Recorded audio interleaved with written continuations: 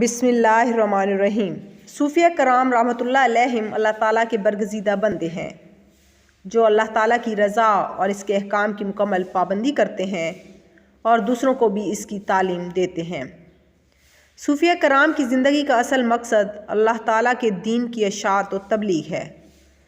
اس مقصد کی تکمیل کے لیے انہوں نے دنیا کے طول و عرض میں اسلام پہنچانے میں اہم کردار ادا کیا۔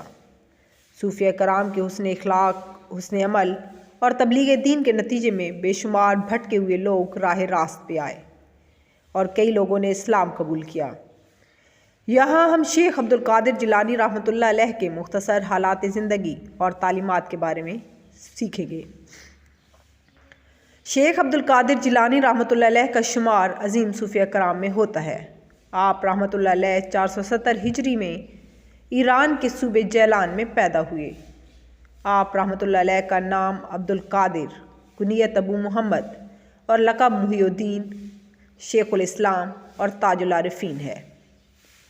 شیخ عبد القادر جیلانی رحمۃ اللہ علیہ نے قرآن مجید حفظ کیا اور پھر دیگر اسلامی علوم حاصل کیے۔ آپ رحمۃ اللہ علیہ نے فرمایا، تھوڑی سی چیز پہ خوش رہو اور اسی پہ قناعت کرو۔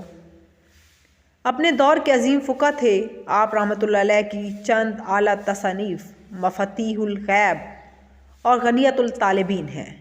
آپ نے 40 برس تک لوگوں کی اصلاح کا کام سر انجام دیا۔ آپ رحمۃ اللہ علیہ نے لوگوں کو تعلیم دی کہ خود کو اپنے رب کی اطاعت سے آراستہ کریں۔ آپ رحمۃ اللہ علیہ نے 561 ہجری میں وفات پائی۔ آپ رحمۃ اللہ علیہ کا مزار بغداد میں ہے۔ پیارے سننے والوں، اگر آپ کو ویڈیو پسند آئی ہے تو اس کو لائک کریں، شیئر کریں اور چینل کو سبسکرائب ضرور کیجیے گا۔ دعا میں یاد رکھیے گا۔ ملتے ہیں نیکسٹ ویڈیو میں، تب تک اللہ حافظ۔